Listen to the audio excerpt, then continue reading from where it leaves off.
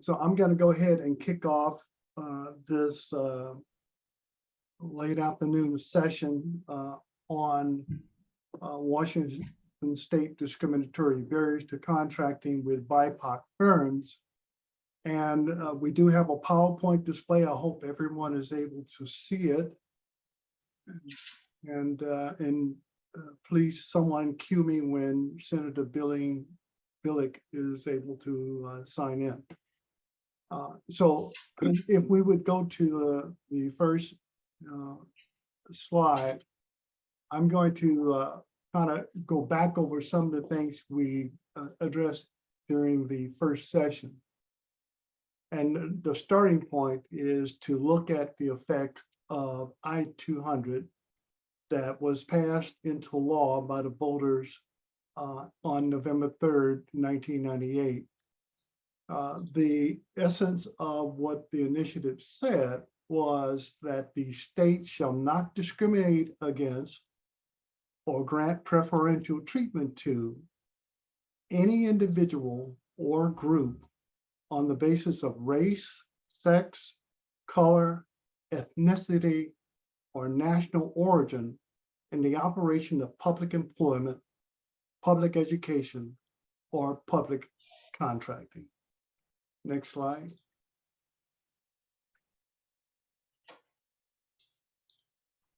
Now, having reviewed the language that was in the ballot measure that actually passed, it was followed by a governor's directive, in essence, an executive order. 30 days later, on December 3rd, the then sitting governor issued what is commonly referred to as Directive 9801, and it directed state agencies to implement I-200 per his interpretation of the new law. That interpretation said three things essentially. In the area of public employment, race, sex, etc., shall not be considered in hiring decisions. Secondly, public contracting. It said race, sex, etc., shall not be considered in awarding construction contracts or contracts for the purchase of goods and services. And lastly, but not least, in the area of public education, the governor had no direct authority to mandate to the institutions of higher education. But in that same directive, he stipulated that institutions of higher education are encouraged to consider this directive to ensure consistency across state government in the application of I-200. We should go back to the previous slide, please. Now, there's nothing in the voters' pamphlet that the voters acted upon that says what's in the governor's directive 9801. Nothing said eliminate affirmative action, but that was the then sitting governor's interpretation. Go forward, please, to the next. And so with the mandate that was issued, and I believe it was, and we just had Solicitor General Noah Purcell comment upon this evolution of the law, that directive could be determined to have violated existing statutes, but it definitely was grossly inconsistent with what the Initiative 200 said. In fact, even in the voters' pamphlet of Initiative 200, I don't know if I could share my screen, but in the, when ballots are put out like that, they always have a statement for those who are proponents of the initiative and statements against those who oppose it. And in the statement by the proponents of the initiative, I'm going to read to you, if I can't share with you, the ballot itself. It says Initiative 200 does not end all affirmative action programs. and that's under the heading, what Initiative 200 won't do. Initiative 200, I'm saying it again, so forgive me for being redundant, but Initiative 200 does not end all affirmative action programs. It prohibits only those programs that use race or gender to select a less qualified applicant over a more deserving applicant for a public job, contract, or admission to a state college or university. That is literally verbatim right out of the initiative that the voters acted upon.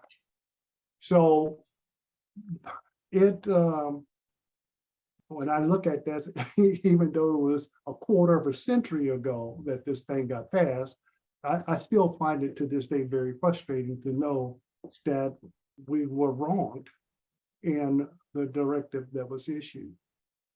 So over that time, systemic discriminatory barriers evolved, and they evolved rapidly. And as a result of the December 3rd, 1998 directive. What happened is that a system throughout state government of institutionalized discriminatory barriers was created that began depriving BIPOC firms of economic opportunities and fundamental fairness in the award of state contracts. This has been accomplished largely through the state agencies' RFP and RFQ contracting policies, procedures, contract proposal qualifications, evaluation, and selection criteria to determine who would receive contract awards. Next slide, please. Lynn, I wanted to let you know that Senator Billick has joined us. I see him. Thank you for being here, Senator Billick. So at this juncture, I am going to ask Professor Colette Taylor to talk about the barriers that we identified through our efforts. There are more than the two that she's going to talk about, but we took out the most identified and the most draconian that basically stopped you at the door, like George Wallace stopped the young students from entering the schools to receive fundamental education. So, Professor Taylor. Thank you, Mr. French. And if I can take a moment of personal privilege, I would like to extend a warm welcome from Seattle University's President Edward Penavera and our Provost Jane Martin, and say that we are so excited to be a part of this conversation about how we create change in our communities, particularly for our BIPOC organizations. And as Seattle University looks at how we can be a part of being a change leader to change these systems, we need to make sure that we're really digging in and looking at the systemic barriers that are outlined here. And as Mr. French mentioned, there are specific about 15 different barriers that were outlined in the 2019 Governor's Disparities Study that are preventing BIPOC organizations from receiving contracting. But we're just going to focus on two today, and they're the most, as Lynn said, draconian, but they're the most, I will say, important because they stop at the door individuals from being a part of this contracting process. So we want to look at the bidder qualifications and the evaluation and selection criteria. And they're the ones that we could probably have a conversation about and make some changes to. Next slide, please. So let's start with qualification barriers. Many of the qualification barriers outlined in RFPs and RFQs, particularly are around the master contract language.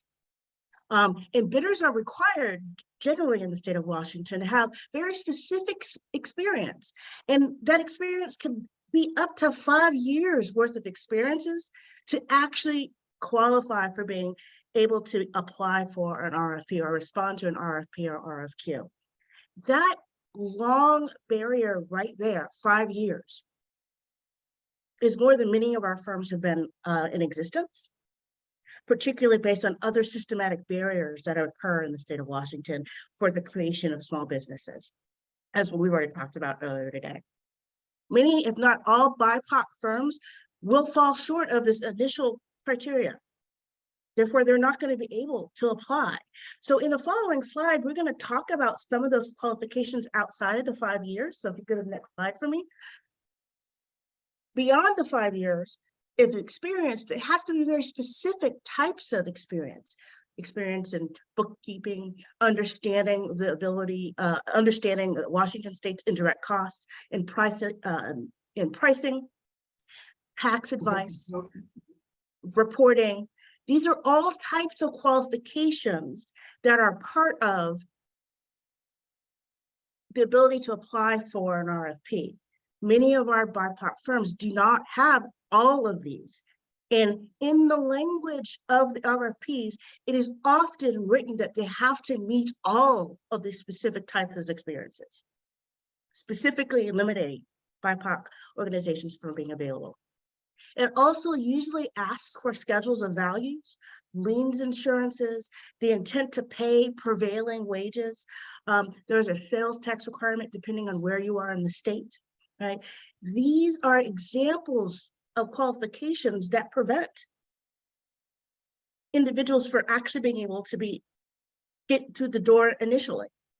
Right. So we need to have conversations about how do we modify, how do we rectify, how do we actually take into account that this basic qualification is preventing us from actually achieving the goals that were talked about earlier. Right. We have these goals, we have these intents, we want to bring BIPOC firms together, but as was said earlier, we have to have action. And part of the action we need to do is kind of looking at this basic qualification. Next slide for me. The second one is, I think, the most challenging for us to review and talk about. And we really need to address it in a way, understanding that we all come into our organizations with specific beliefs and experiences. But many of our organizations, our firms are being evaluated on subjective criteria to be able to be eligible for a master contract. Two of those examples that are on a scoring sheet are quality assurance and qualifications essay. As you can see here on the slide, quality assurance, describe your approach to quality assurance regarding the services you provide. That statement itself could be reviewed and evaluated in multiple different ways, by multiple different people with multiple different types of experiences. So I, as an educator, am going to look at quality assurance very different than accountant. Yes, but depending on who's actually doing that evaluation, because this is subjective, right? It prevents more people in being included in this process. We know oftentimes they also have to describe qualifications that are included but not limited, training documentation, certifications, their education, all other kinds of forms of looking at the qualifications of the staff that are a part of the firm applying to the RFP. But because different state agencies may have different understanding of what qualifications are, it's very subjective. You know, it is a qualification of having a degree, a college degree. Is it the same from a community college or a four-year institution, right? That's a subjective evaluation about whether or not somebody is qualified, or is a degree more important of 20 years of experience, right? That all kinds of ways We're that having some audio difficulty. Professor Taylor, we're having some audio difficulty. We may need to kind of review the findings of these two qualifications, especially the part where you discussed the training and education, if you kind of. Okay, so I'll go back to thinking about the staff qualifications. Is that, Lynn, was that correct? You might not have heard me. Yes. Okay, all right. Yeah. So when we think about staff qualifications, in the RFP, it says it's limited to training, documentation, certifications, education, and other information to be provided and evaluated by a state agency. Part of the challenge with that evaluation is that's subjective. Who's going to say 20 years of experience in a particular area is less than having a four-year college degree? Who's going to say experiences and certifications, specifically in contracting, is more important than having a doctorate degree? Every agency has different individuals evaluating that. And there's a lot of subjectivity to what type of criteria and even what type of the documentation is the type of documentation that is going to help individual get all the points necessary to meet the quality assurance score. And then second is the qualification essay. Bidders often have to take no more than 8 pages to talk about why they're qualified to be a part of this process or to actually receive this bid. No marketing material is going to be accepted, but it's an essay.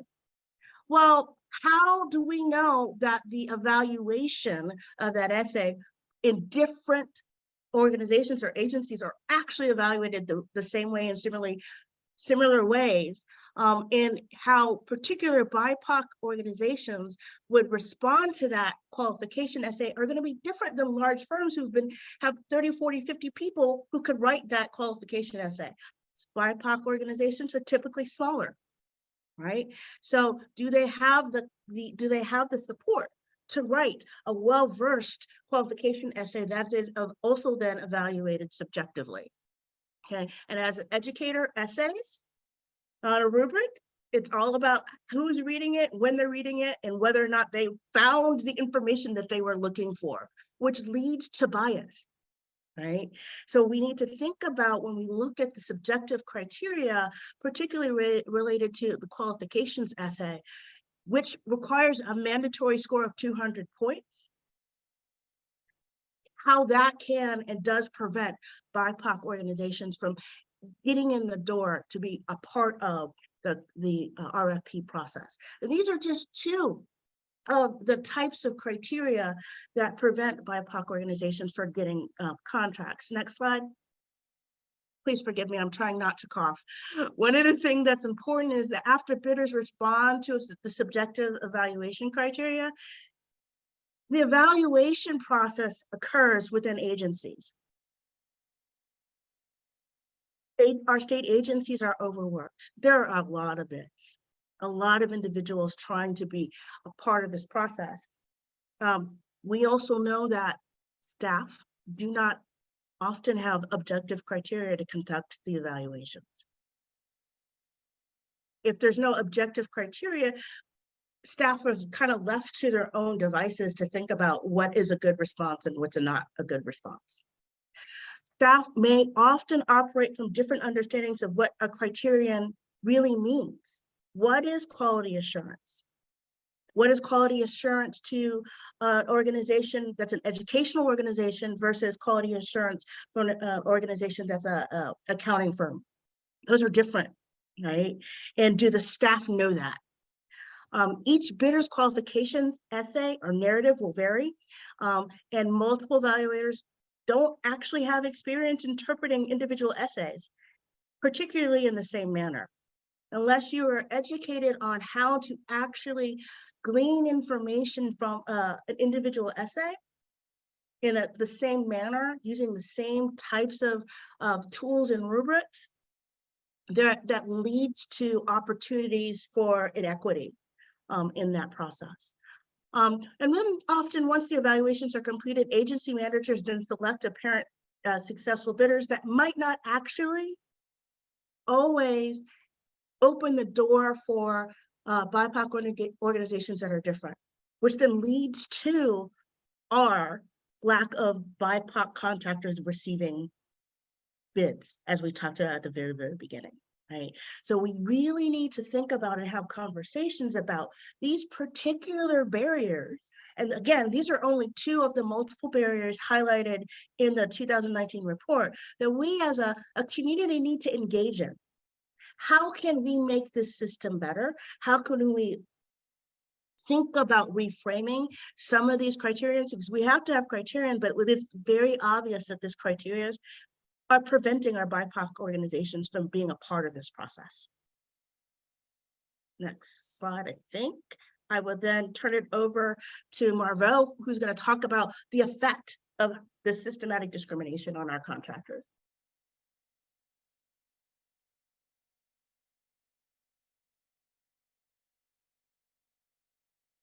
Unmute. Thank you, Dr. Taylor.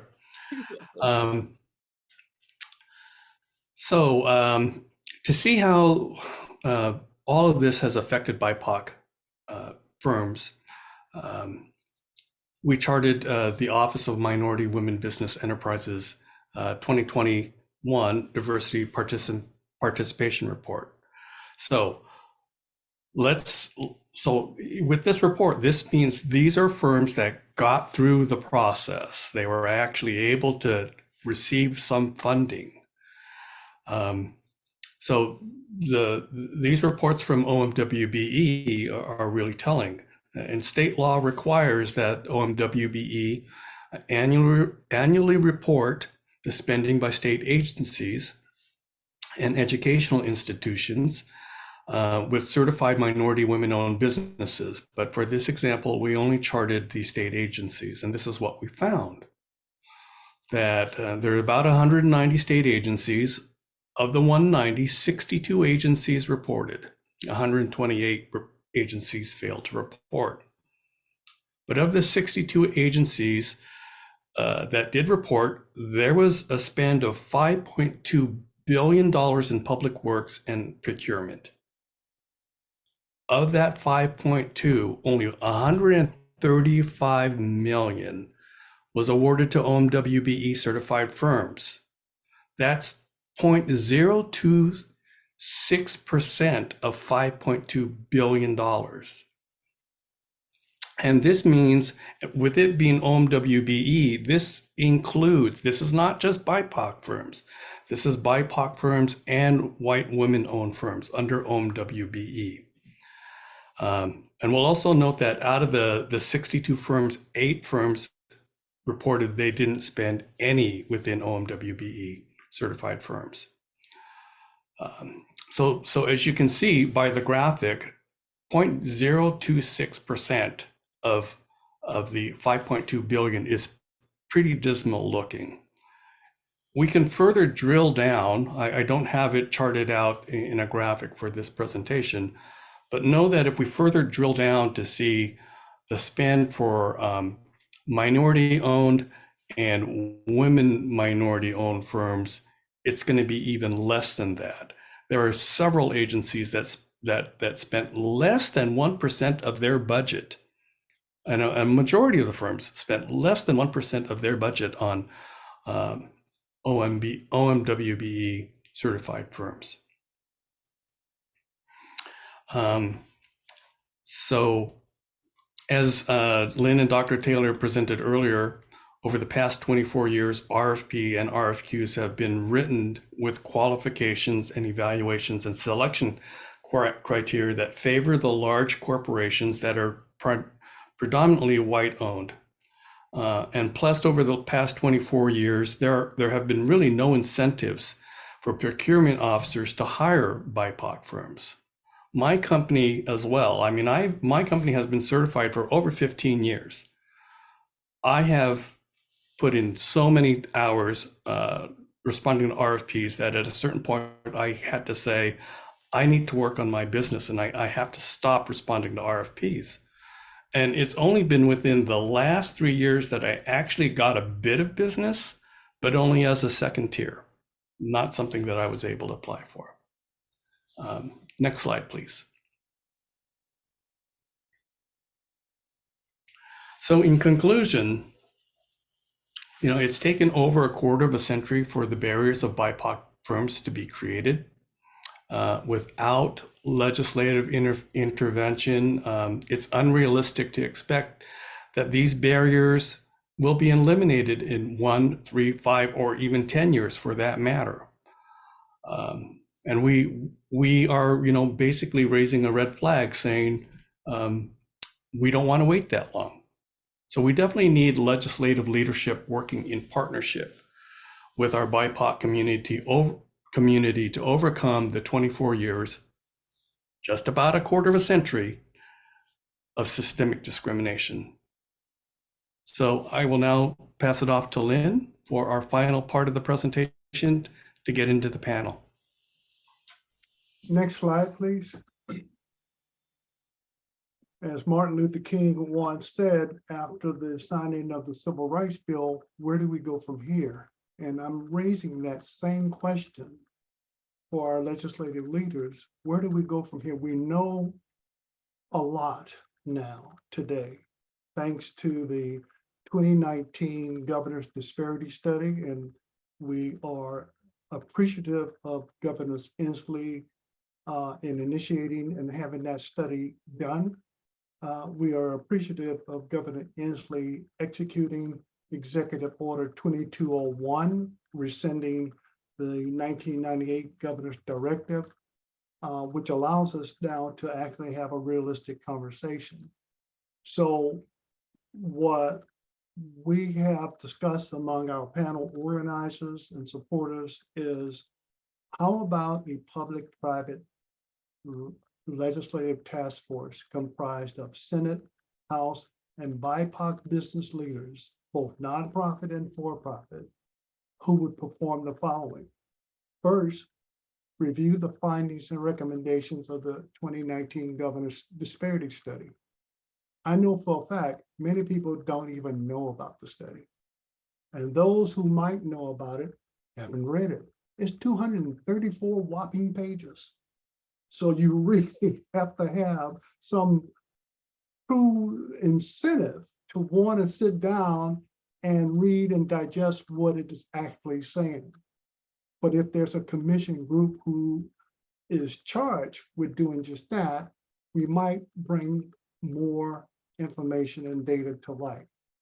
Secondly, we need to identify alternative models for engaging BIPOC firms under contract with state agencies. Solicitor General Nora Purcell, in the first segment of this summit, talked about there being many legal challenges that we would have to overcome, but he encouraged us too that it is doable, that we could find a way of really putting forth a plan that would bring about true increases in BIPOC firms getting awards without having to go through a nasty type of battle with others in the community over what that would look like. One of the questions asked of Solicitor General Purcell is, would a model somewhat similar to the 8-8 program work, in that it is not necessarily based on race, but on the basis of social and economic disadvantage, which includes all races? Can we look at something that is essentially race neutral? It includes everybody. The criteria is, are you socially and economically disadvantaged? He thought, he was impressed by that notion, but cautious in that we have to really examine the federal and state law to make sure that such an effort would be put on sure footing. I think we can do this, but it does require careful study. Third, I'm suggesting that all of this would lead into a legislative action plan that would establish a preferred approach to achieving substantial and measurable results for both removing the barriers and increasing contracts. No disrespect is intended to the executive branch. I think Governor Inslee has demonstrated resoundingly that he wants to see us move in the right direction. However, all of you have been around a while. Organizational change does not come willingly and easily. It's just not in the nature of organization to just change what they've been doing for a quarter of a century. So without any malice or forethought of any kind, we're not making accusations that that's what agencies personnel are about. It's just the nature of organizational development and change. It's just a natural occurrence. The legal issues are more concerning than anything else. So if we can develop a plan, we can seek the legal advice that's needed from the AG's office and have staff within the legislature work with us and through this task force, I think we can accomplish a great deal. Next slide.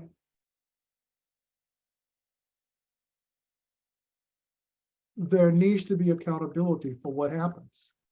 And one of our recommendations is that there be a permanent annual legislative review and oversight mechanism on what state agencies accomplish in the way of BIPOC contract awards and their overall performance. In addition, we think that if there is support for such a task force, it should be funded so that per diem and basic travel expenses are covered for all of the members, especially those from the community who would be more than happy to serve. And finally, if we start now, sooner than later, I'm my whole group are recommending that we begin this sooner than later, and that we see a report come back to the legislature about the start of the 2024 legislative session. So these are our recommendations. And we would like to move on to the next phase of our dialogue, which is to get initial reactions and thoughts from our legislative panel, and ask that you share with us what you can. Following that, we will have a question and answer period to discuss further things that our attendees have on their mind. Thank you. I'll start with Senator Billick, if you don't mind.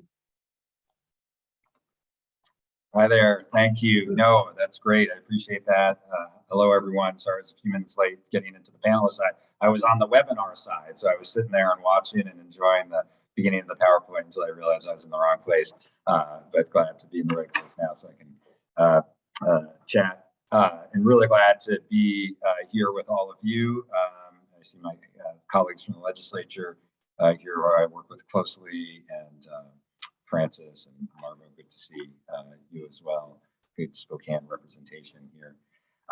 Well, thank you for that information and for that presentation, because I learned something just seeing the level of detail there. This is certainly an issue that we've talked about and debated and even voted on. My first year as majority leader in 2019, we voted to repeal I-200 by passing I-1000. Unfortunately, that didn't hold up, but it was actually, there was benefit that it was an education to, I think, a generation of legislators who had not, I mean, we all certainly had heard about these issues, but it was the first time that we had voted on them. And I think in my career, that was the case, and certainly for many of my colleagues.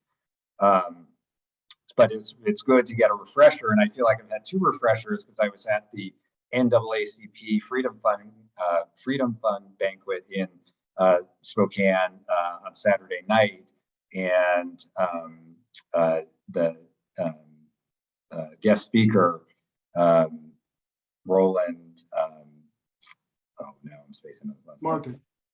Well, Roland Martin, thank you, was speaking about this very issue and made many of these same points, and did it in a very compelling way. So I feel like I'm getting good education. But I'll just make a few comments and then give a little reaction to the recommendation.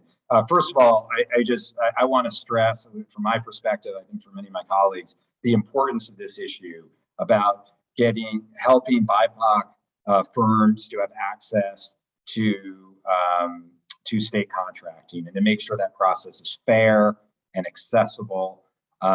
You know, one of the most important things about creating equity is that economic equity, and building wealth is part of that. And so home ownership and business ownership, and building those businesses, those are the best ways to create that economic equity. So this is vital, and the state needs to play an active role, as every public agency and maybe anybody who does any contracting should do this. But we of course work with the state, so focus on the state.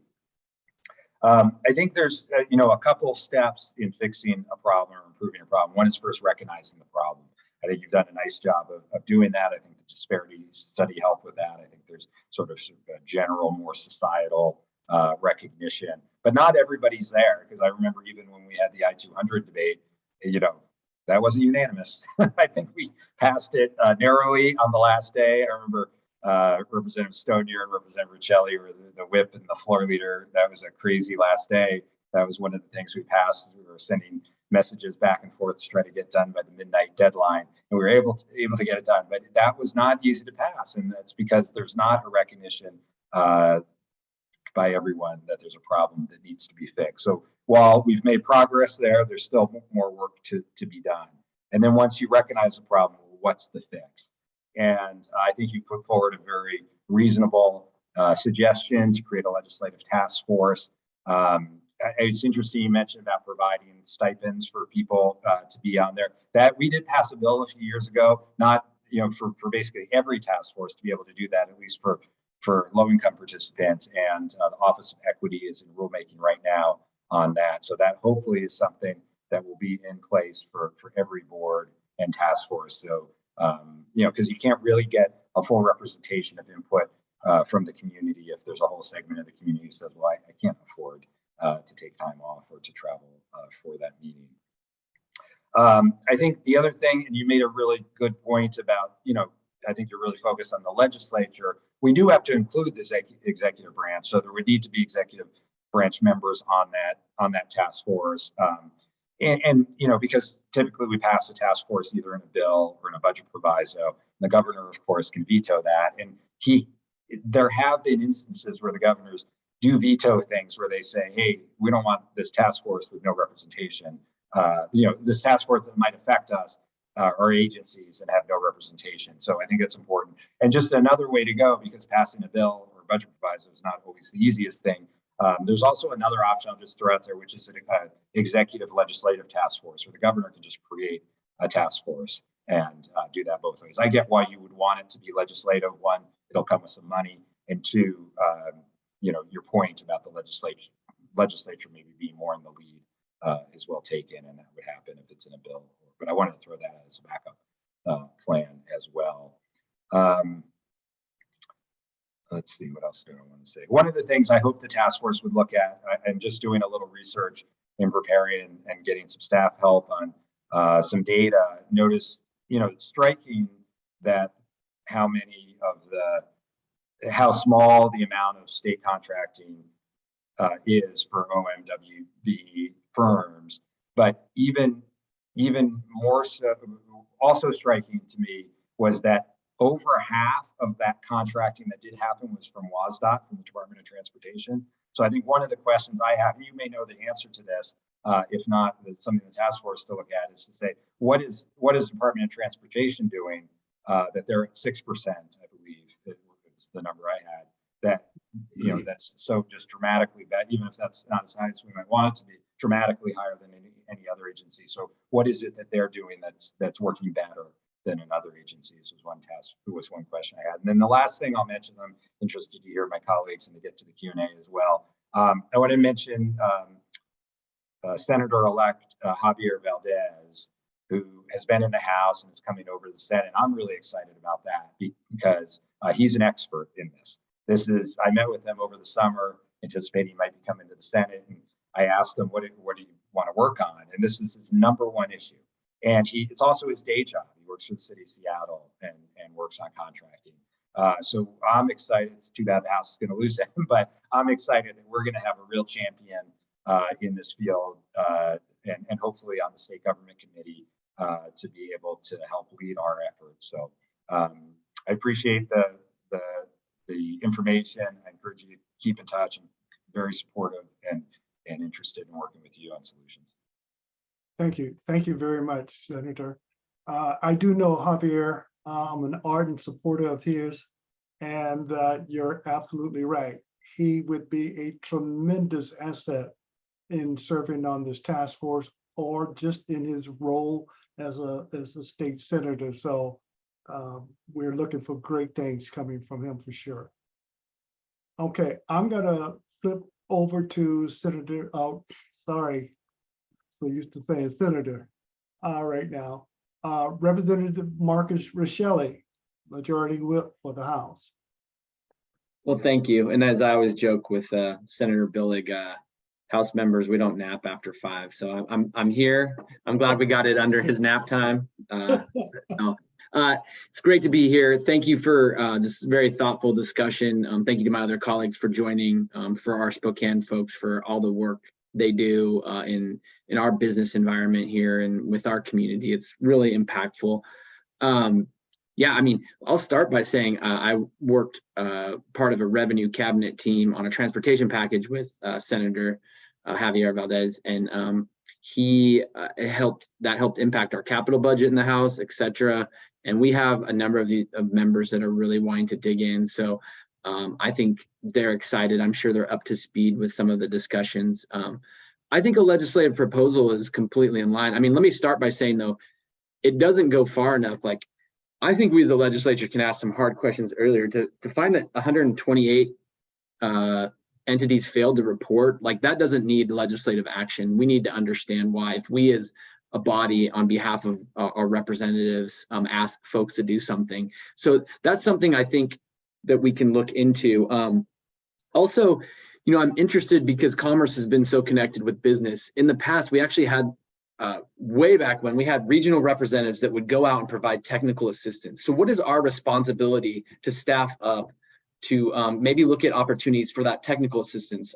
What Dr. Taylor said about, you know, the grant writing, et cetera. These folks would work alongside, particularly in our rural areas, helping folks access dollars. Why are we not doing that and looking at those opportunities? And maybe some of that's going on, but that's something that I thought worked fantastically well. Obviously, a lot of us here on this call are biased towards Dr. Brown and her position in commerce. So I think that's a conversation that's worth looking at. And then, you know, I was also here event in Spokane, and you know, talking about nationally the federal numbers about how low the percentage is. So it's not like it's unfortunately something that is happening throughout our country. Why should Washington not lead on this issue? That the number of actual contracts being awarded is just really disappointing in how we can help folks build capacity. We're seeing it across the board. I would say, you know, we're putting a bunch of dollars into housing, looking at nonprofits,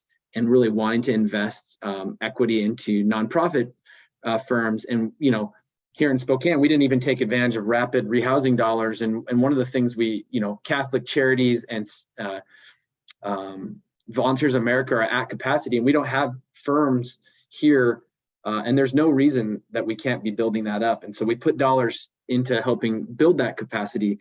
Look, I'm really supportive. I saw what we've done in transportation. I also just want to make sure that we look at how we can, and it was something that was brought up at that conversation at the NAACP speech, but how not just the main contractors, subcontracting, and how some of these contracts could be broken up into more palatable opportunities that would help provide that experience and then allow that grow to be the prime contractors, et cetera. So I'm fascinated by that conversation. You know, I'm jumping Representative Ormsby because it's one of the things that we both say, and Senator Billig, and I don't even know who said it first, probably Representative Ormsby. He's the oldest, so I'll just say that he said it first. But, you know, a budget is a reflection of our values of a state, and this number is not acceptable for our communities. So we want to partner with you all. I certainly am interested. I think letting folks in that space, particularly since we have such a growing members of color, lead in that discussion and be allies and co-conspirators to supporting that. But I think continuing to lead, let folks lead there and really be there with support, I think is important. So you can count on me in that column. I would just say some of this stuff probably has too long of a ramp up. You said, you know, 25 years, you know, that we've kind of had this repression. So I think this is a great tool, but again, I think there's some things that need to be addressed immediately, particularly as I know I can speak for Democrats. We're looking at everything through an equity lens. So if we look at the things like our agencies not reporting and just being able to, things like with our capital budget, we had requirements on grant making that just for some communities didn't make sense, and it really blocked folks out. And so I think there's just a number of these things, but we need to engage in the dialogue. So thank you for that. I'll leave it there, and hopefully we'll have some time for some questions. And I really am looking forward to hearing from Representative Ormsby, and really appreciate Representative Stonier bringing some of that perspective from somewhere outside of Spokane, and also as one of our leading members of color in our House Democrat caucus. Well, thank you, Representative Rochelle. I'd like to turn next to Representative Stonier and have her, and we're so glad you were able to confirm with us, Representative Stonier. So let me shut up and let you get started. Well, thank you for the invitation, and I was really looking forward to this discussion. I always love to kind of be a sister in policy work to the boys from Spokane. I think one of the challenges we always face in communities like ours that we have in common is that we are a bit far flung from kind of the core of some of the agency work that happens along the Puget Sound.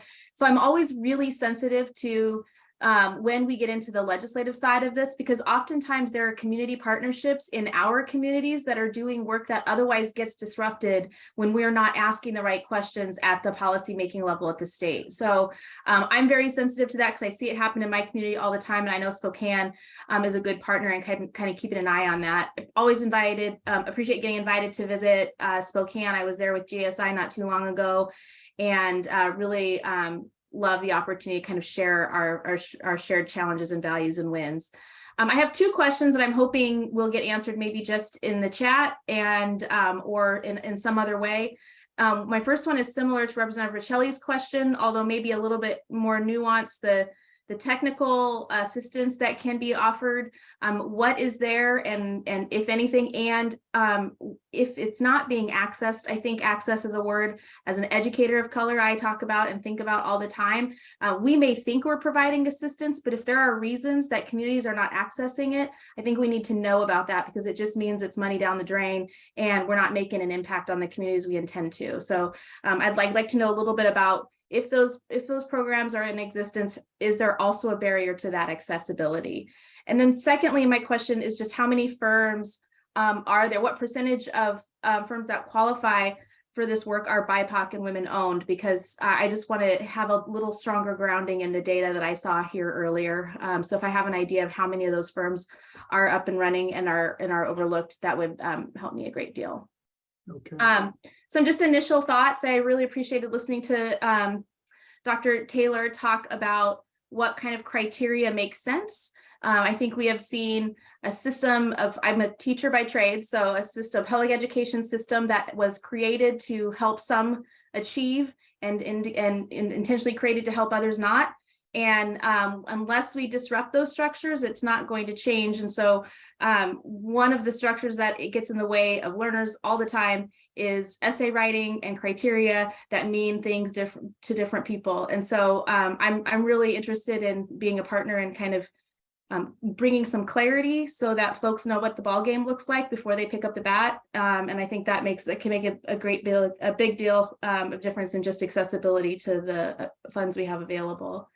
So that's the first thing. And then the second thing is probably including as many members from community as possible to calibrate those criteria so that we're not just kind of creating them once again in a vacuum with just different people, but making sure that there's some calibration. A rubric comes to mind, so you have an idea of what are some examples that have been accepted or where awards have been granted in the past as a result. So we have some examples of what a successful application could look like.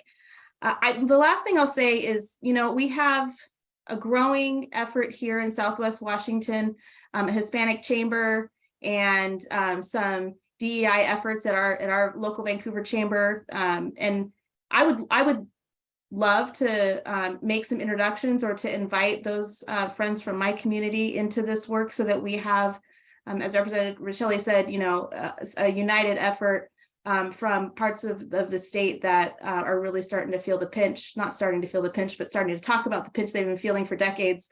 And I'd be happy to help build a coalition with my folks here in assistance to y'all.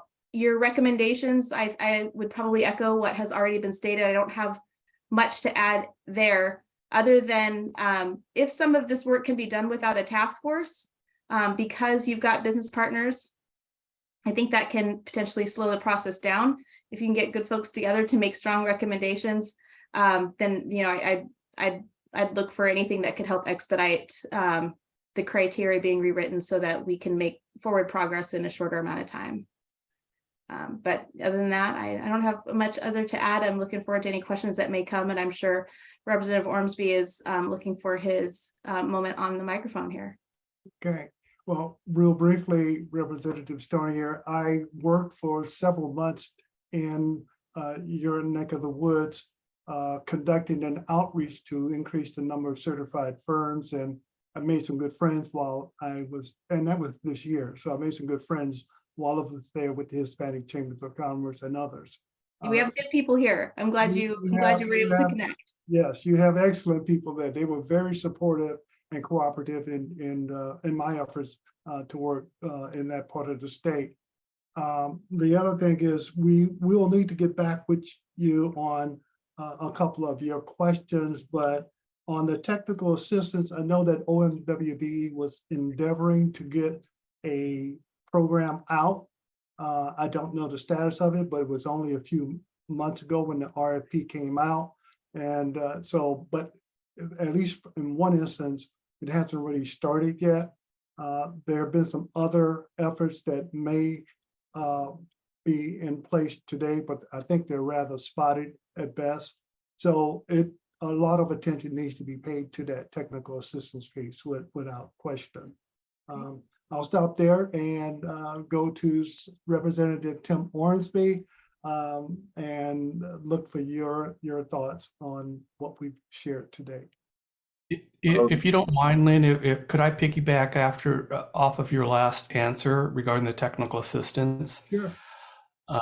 And I just wanted to add too that, Department of Commerce has their SBRN, Small Business Resiliency Network, that a lot of our organizations throughout the state is offering technical assistance to small businesses. I don't know that the technical assistance in the grant writing part has really been discussed, but it is something that Commerce could certainly help in the way of that technical assistance. AHANA is one of those groups within the SBRN offering technical assistance. But then again, it's going to come down to those who are offering the technical assistance. What are their qualifications to be able to help in the grant writing? So there's a lot of work that needs to be done. Right. Thank you. Representative Ormsby. Well, just let me say thank you for inviting us to join you. I'm mostly looking forward to the interactive part. So much of what I would have said has already been said, but I want to acknowledge at the outset about my bias, which is about workers as opposed to businesses, only because that's where I came from. What I've seen about families' ability to make a living, build family wealth, intergenerational wealth. For me, that is my bias coming out of labor, and that's for the people that sign the back of the paycheck, right, as opposed to the firm owners. And I just need to acknowledge my bias being for protecting workers, actually. And so some of this is a new kind of lens that I'm approaching this from the firm's angle. And another bias and this might be a chamber related bias, but just a couple of suggestions on the approach of presenting your initiative, the effort to get information discovered is, I have a kind of a awful bad reaction to public-private because it has been put out there so many times that have been led to some disastrous results. That was basically about private sector folks being able to leverage public resources for their benefit, and that would be Microsoft, Boeing, Amazon, etc. And I just, from that standpoint, for me and my experience has not always been, it just leaves a kind of it makes me automatically suspicious, maybe that's too strong of a word, but it's like, oh, okay, just in terms of terminology, etc. And the other part is the task force part of it, which I totally agree with what's been said. I believe it was Senator Billig talking about legislative versus executive versus cooperative, executive and legislative, because, and I, I'll ask a couple of questions to conclude, but task forces end up being legislative are staffed by nonpartisan legislative staff who work 8 days a week, 27 hours a day, right, throughout the legislative session. And what the promise to them is there will be quieter times during the interim. So when we have legislative staff staffing task forces, it kind of defeats the incentive or the kind of luring folks into this. It's like, yeah, it's going to be hell for a couple of months, but then you have this interim period when task forces and work groups and other things happen. So I'm not sure how wedded you are to the model that you've presented, but involving the executive branch would be very important. On the criteria side of things, I think that really should be unpacked, but I think those things came about because of disastrous outcomes, like headlines about waste, fraud, and abuse, that kind of thing, right? Like, oh, this public building, we had one here in our community that was, almost double in cost by the time that it got done, interestingly enough, and a couple of higher ed buildings, one in Evergreen and one at the University of Washington, had some like enormous cost overruns that were like twice what the winning bid was, right? So we have kind of worked on this reform, but some of these things that came up that are barriers came as a result of trying to avoid people doing contortions to get out of their responsibility and still be paid. And so that it's a result of some experience, and whether it's still justified or not is, that's a very good question, because as you said, there's inertia in government and bureaucracy that takes some leadership to overcome. And then a couple of questions for you. One is, I am unclear about the relationship between I-200, the governor's executive order, the rescinding of the executive order, and I-1000, and how those do or do not interact. Because, and just the status of I-1000, as Senator Billig explained, I remember the legislative action on the last day being very chaotic and hectic, and we got to conclusion, but I'm not sure how those things legally interact. And the second question I have is, some of this, it seems as though your approach and your effort here at HANA is what the state would be doing externally focused towards businesses and communities that have issues. And I think there's a role for an internally focused state government effort on those rules, whether the criteria, the procurement procedures, all the rest of that. So it's kind of this two-faced thing of outward to the community, but also inward toward state government. And I think of OMWBE as outward facing towards women and minority-owned businesses. I think of our ethnic commissions as also being outwardly focused towards the communities that the commission is there, whose voice to represent. And the Office of Equity is internally focused in the sense of what state government is doing and the biases and the challenges that are kind of inherent or traditional in state government. And that's an executive office function, and it's just barely up and going. And Dr. Karen Johnson, I feel kind of guilty about all the work that we piled on our Office of Equity Director. But I'm just, trying to,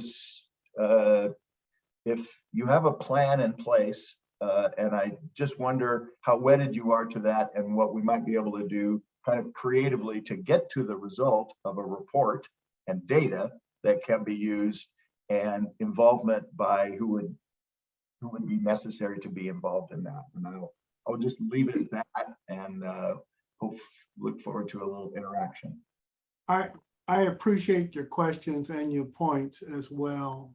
I want to quickly respond to the interaction question you raised in regards to I-1000 and the Governor's Executive Order 2201. I was an integral party to the development and support and ultimately legislative passage of I-1000, working with former State Representative Jesse Weinberry. The I-1000 that became law was ultimately rescinded by referendum 88. So while it did go into effect as the first time in a long time that we had a law to restore affirmative action, there was a new initiative or referendum, I should say, that came out almost immediately. And in the following November, I think it was, that referendum passed by less than 1%, but it accomplished what it set out to do, was to take it back. So I'm sorry, I didn't know that, Mr. French. I feel totally ignorant and embarrassed about that, but no, there's so much information that, I mean, we can't all be on top of every single item. So I appreciate that. The Governor's Executive Order, Representative Weinberry and I drafted together. He was the lead chief draftsman. I supported the drafting efforts. I'm an Olympia veteran. I used to be senior budget analyst on the Senate Ways and Means Committee. So I know a little bit about how to draft measures. And so he and I worked on that, and ultimately we submitted a draft of our proposed executive order to the governor's office. And we basically continued to push for the governor's office to take some action on it, and they ultimately did. So that came out, Executive Order 2201 was executed on January 7th of this year. And the most significant part of that EO was it rescinded the 1998 Governor's Directive 9801. So that measure, that vehicle that basically did a lot of harm to us in many different ways, that vehicle now is out of the way. But where we are today is, okay, so now what do we do? Because all the old discriminatory systemic barriers that were created over that quarter of a century, they're still what is being used to operate in letting contracts and in employment. They have not changed. And if we leave the changes to be evolving from one agency after another and 190 agencies, it may take a very long time before you see any significant change across the board. So we don't have a pat answer in terms of, do we have a task force? Do we have a committee? Or what our intent is to work in partnership with you to develop the best approach for trying to unravel a very complicated mess.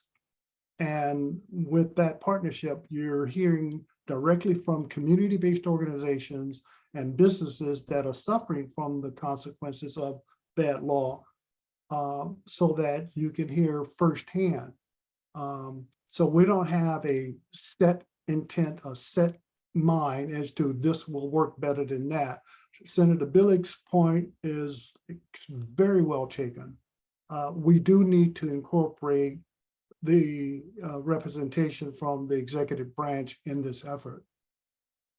But it's a joint effort. It's with a manageable group to commission the studies that are necessary and come back with the recommendations that we believe would work. And yes, Representative Stonia, we can't do that with 1,000 people in the room, but we certainly can give guidance so that others are included in the process. And so that's what this task force, if you want to call it that or something else, we need to have an inclusive approach with clear leadership and direction to come back with a coherent plan that will make a difference. And it all won't get solved when you put forth the first plan after studying it for 12 months. That's not realistic, but we got to start somewhere. And we're thinking this is the best way with a collaborative, I don't need to use the word public-private partnership. I mean, I'm sorry. it's sort of the common vernacular. So that's why I got it put out there. But we need a collaborative effort with our best and our brightest and those who have been substantially affected so that we can bring forth the best of what our state has to offer. So I'm sorry I took so long to answer that, but Very helpful. thank you. So I'll leave it there, and other questions will probably be best vetted out once we have the vehicle we want to use to kind of get into the weeds, if you will, of what's happening, what needs to change, et cetera. But if you will let me be quiet and let others weigh in with questions and comments. I know there's some Q&A questions in the Q&A box, and Marvel may have some others to bring forward.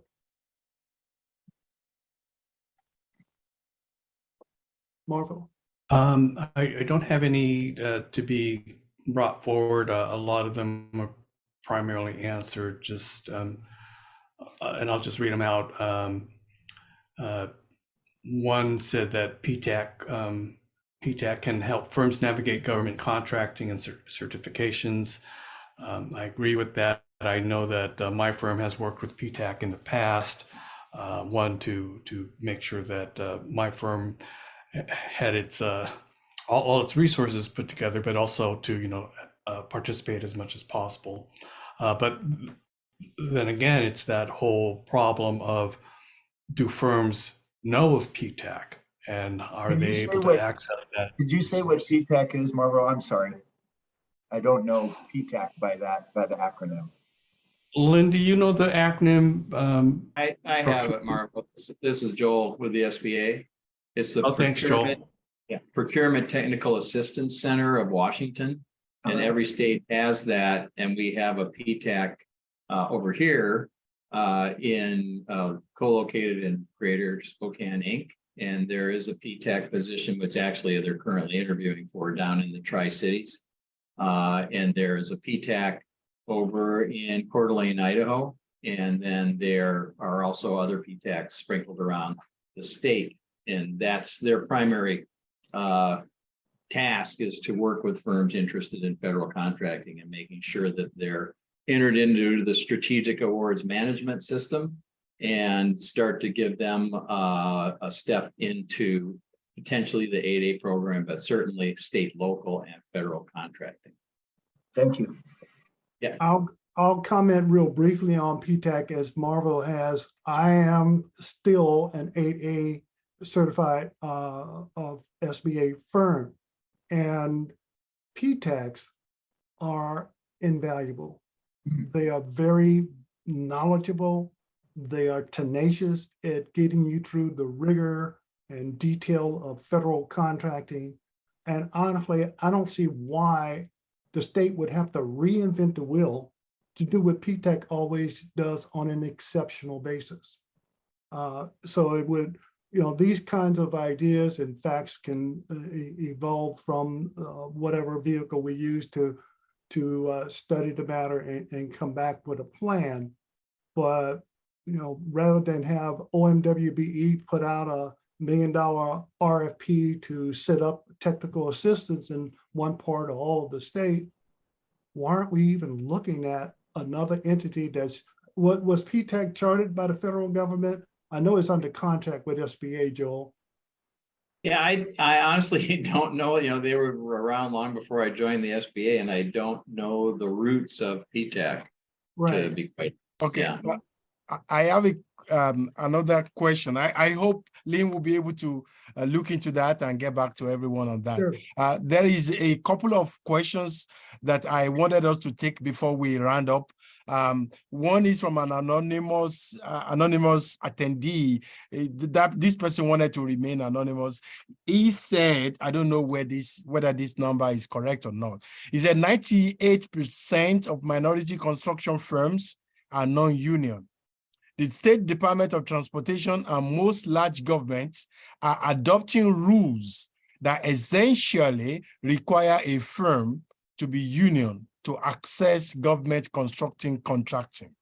Isn't this discriminatory?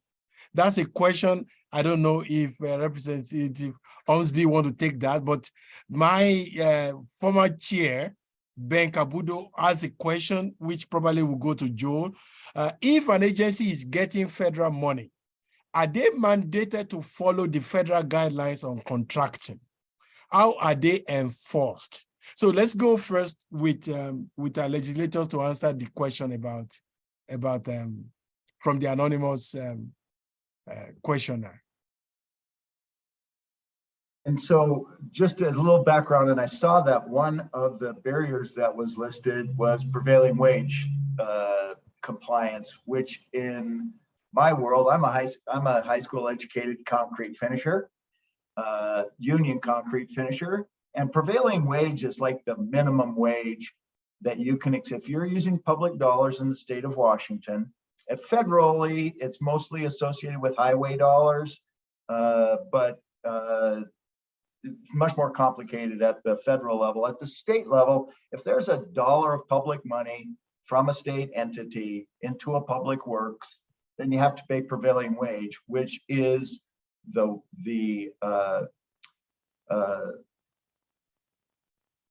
the largest municipality in a county, when it used to be surveyed, and we still use surveys, it was like, what is the wage that 50% or more of folks have? We changed that recently to be, if there is a collective bargaining agreement that came to a market wage, which is willing buyer, willing seller in a contract negotiation, that then becomes the market rate. And so that's what prevailing wage is, kind of a county by county, but also if it involves a collective bargaining agreement, in the interest of not using public dollars to drive down wages of public taxpayers, right? So we want to make sure that if you're paying the same for fuel, and if you're paying the same for material, and you're paying the same for vehicles and other equipment, you don't want to get the bid based on paying a lower wage. Yeah. And so that's the idea behind it. Now, the compliance with a very arcane system of reporting, etc. And can I go back to the technical assistance part of this? And the reason I asked was, I think the PTAC thing is a federal thing, and I don't know that there is a comparable entity at the state. I would suggest in this most recent round of budgets, say the last 2 budgets over the last 2 years, have been involved in technical assistance for mostly private not-for-profits to go deep into communities, whether they had language or cultural or other barriers, to get deep into communities with an eye for technical assistance. And I think that was trying to just keep the survivability and try and keep cultures and communities thriving a little bit. So it was kind of more based on individuals and getting deep into community from trusted messengers within communities. And I think that Department of Commerce was very successful. We were very aggressive with them. I can tell you, we were very aggressive with them about doing much better about going deeper into communities so that we weren't leaving people behind. And I don't see that it should be that much more difficult to do that deeper dive into private sector business communities as well. And my faith right now resides in, not because I don't trust OMWB or Department of Transportation, but because Commerce has been so responsive to our insistence about going deep, that I think they have the experience, and I'd be interested in whether the Small Business Resiliency Network, which was their answer to us on the business side of things, utilizing that entity for business technical assistance. When we went to them telling them what we wanted, it was like, well, we don't need this $10 million over here. What we need is $12 million more on the Small Business Resiliency Network, which we were very responsive to. They're the experts. It's like, okay, thank you. We don't know the answer, but now that you've seen what we are intending to do, if that is your response and answer about how you can best do it, we will conform. And I'm just curious, since this business side of things is just a little foreign to me, how that is working out for our BIPOC-owned businesses. All right. Joel, you want to take on the question from Ben Cabudo? Yes. Yeah, and actually I asked John Dicus, who was on our call earlier today, if there are any requirements that he was aware of for local agencies or governments who receive federal funding. And he, the question was, were they required to follow the federal requirements for contract awards? And he said, no, not to his knowledge. So those ARPA funds and things like that went to cities and chambers and kind of all over the place. But as far as we know, and if I find out otherwise, I'll tell you.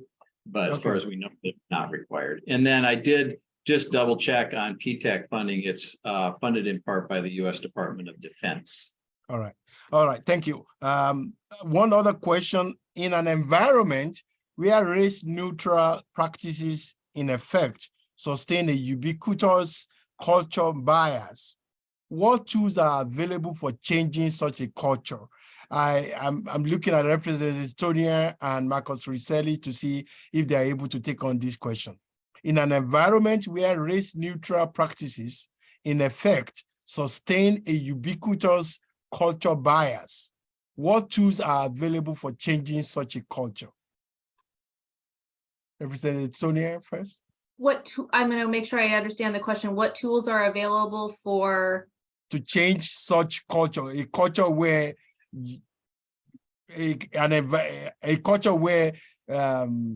race neutral practices is the order of the day. What tools, are there any legislative tools available to change that kind of culture that keep the current status quo the way it is? So in the last couple of days, I've been working with a group of educators where we have talked about being data rich and information poor. And that means we have a lot of data about who is being impacted, where dollars are going, and in this case, we've learned a little bit about what that data tells us with regard to who's being impacted by what we would assume on its face, depending on who you talk to, was a race neutral policy. And so, I think the tools we have at our fingertips are the continuous process of reevaluating that data, because just getting to the point where we are here in this conversation, in my opinion, tells us that we may have made an effort in one direction, but because of implementation, that effort was never came to fruition. And so in my opinion, we have to continue to revisit the data and the goals that were set for. Another phrase that I'm thinking about a lot lately is that institutions are giving results that they were designed to deliver. Mm-hmm. And so the results that we are getting from the policies that we have at this point in time means that the institution is working exactly as intended. Yep. So the only thing we can do to disrupt the outcomes is to revisit the data and be bold enough to shift the policy and institution parts that are so strong. I joke a lot that the marble walls of the legislature are really hard to move, but it's not too much of a joke. So we have to be willing to push on some of those policies that don't give us different results. And again, you know, we are going to get the results that the institution is designed to create unless we revisit that data for better outcomes. And I think what we've talked about here, just the implementation part around the criteria, is a really good starting point. And I suspect that once we find some success in that work, we'll start to find deeper paths that have been rutted by the tires of the work that we all do. So I suspect that'll, I hope that's a good answer. I just went on a little rant there about equity. Lynn, can I just step in right here? I'm going to be professor for a moment, if that's okay, because I just need to follow up with Representative Stoner, because this is the work that I do in organizational learning and leadership, you know, in all types of organizations. And it's really about how are we reevaluating that data from an equity lens, right? It's really because of the structures that we've created, whether they be in education and contracting and government, all the organizations that we're part of in the United States, there's structures that are designed to operate a particular way. But now that we are talking about, we need to look at this differently, we've got to be, I'm going to use your word, Representative Stoner, bold enough to have these conversations and break them apart. And that's going to mean we're going to have to continually reevaluate all this data. And actually, as a researcher, I also say, and who's actually doing the data collection? Is the data collection actually reporting the data we're looking for? That's always the question. Did we ask the right question? And I don't know if we did. So that's also a question that we need to ask when we're looking at how to move forward related to these issues. All right, I'm done. Okay. From what I'm hearing, we will need to do some further communication beyond this session if most, and it sounds like most everyone is in agreement that we need a vehicle for going forward to really get into making the assessments and developing proposals for how we can go forward. So what we will need is to come up with a charge. It's going to need to be comprehensive, but not too lengthy, so as to communicate our intent.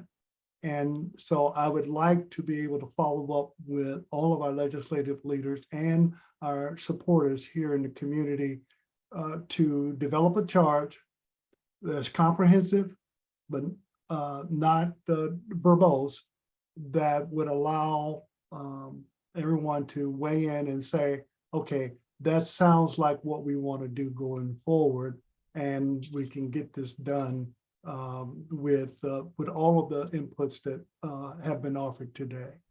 So I don't want to go ahead. I just want one thing with Dr. Taylor's request for bold, which I completely agree with.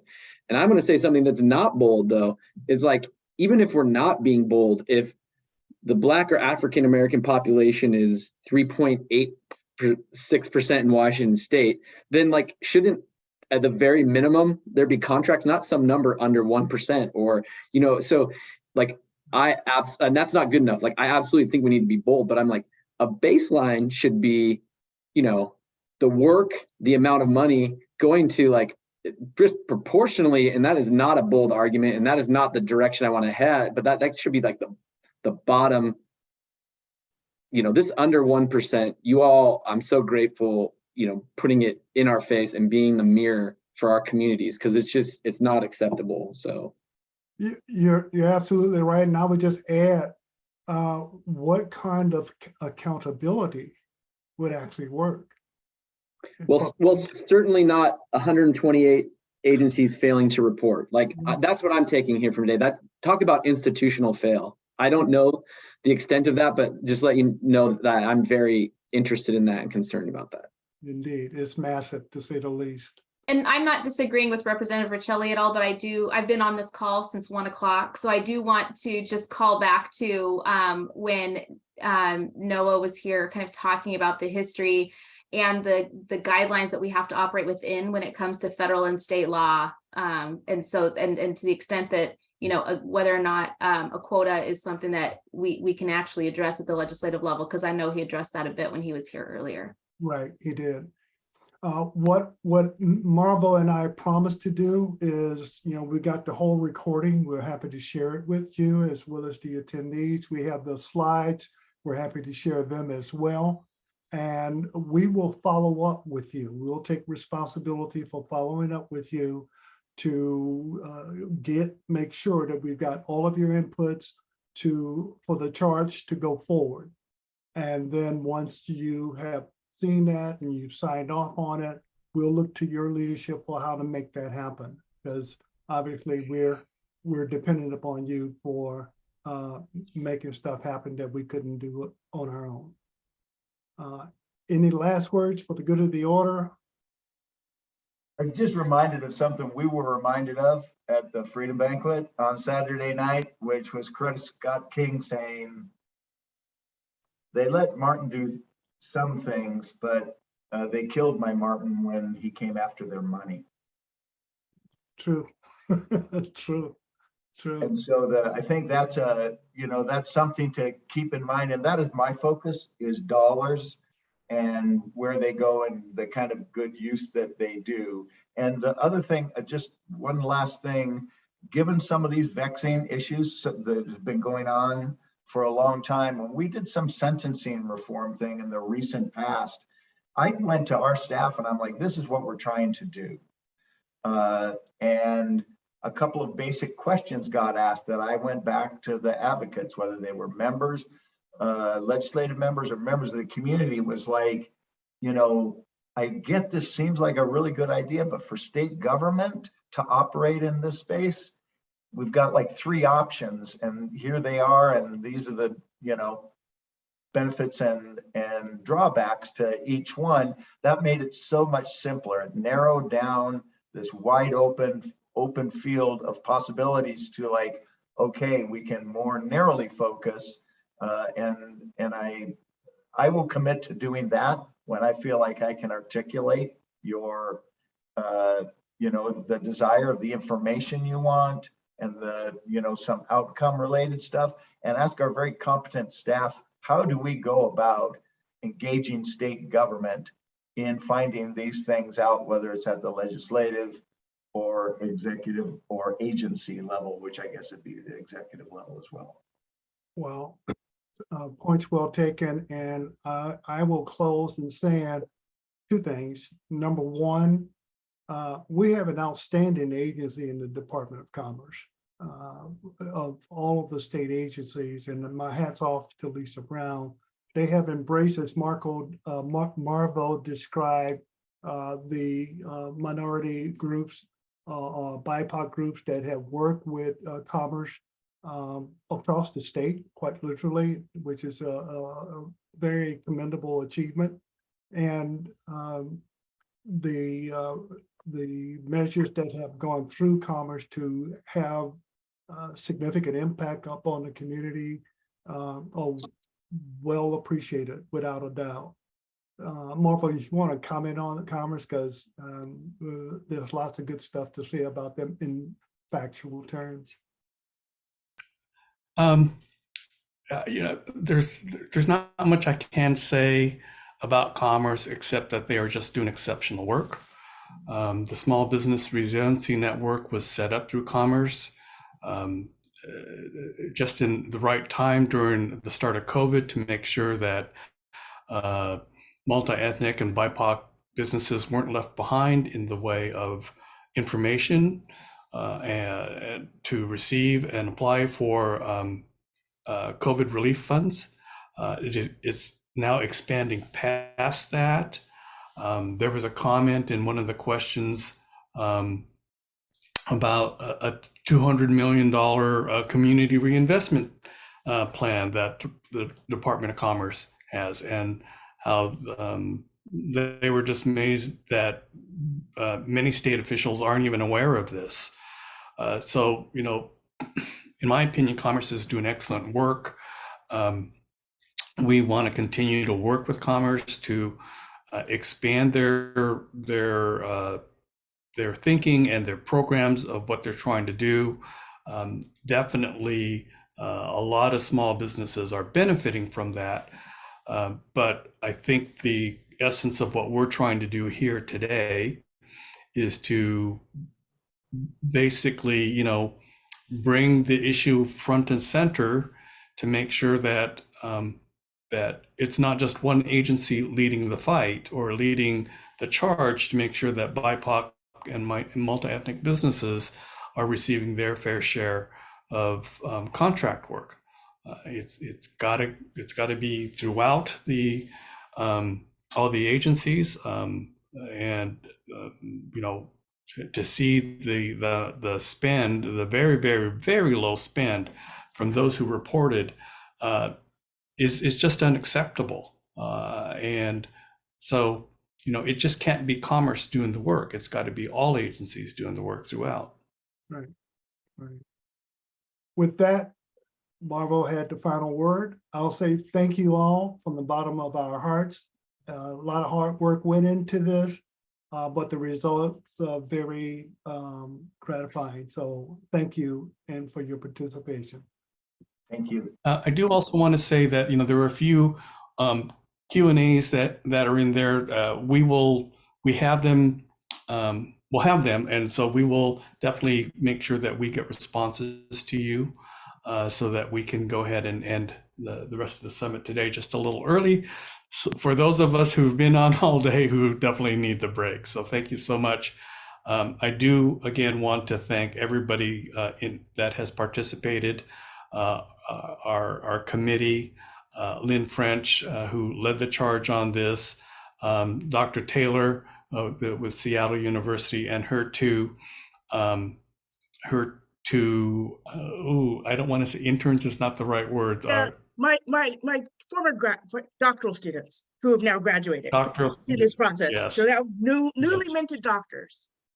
Newly minted doctors, Stacy Hicks and Julius Moss, and of course our partner in Yakima. This really was a collaboration between a rural and an urban, a Central Washington, Eastern Washington nonprofit to bring this the issue forward, and of course Sameth Mel with Partners in Change.